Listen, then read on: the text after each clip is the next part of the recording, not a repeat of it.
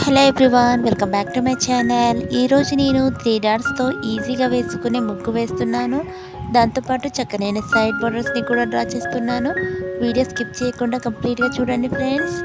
నేను వేసే ఇలాంటి ముగ్గు మీకు నచ్చినట్లయితే లైక్ చేయండి, షేర్ చేయండి. మీలో ఎవరైనా ఫస్ట్ టైం నా వీడియో చూస్తున్నట్లయితే సబ్స్క్రైబ్ చేసుకోండి ఫ్రెండ్స్.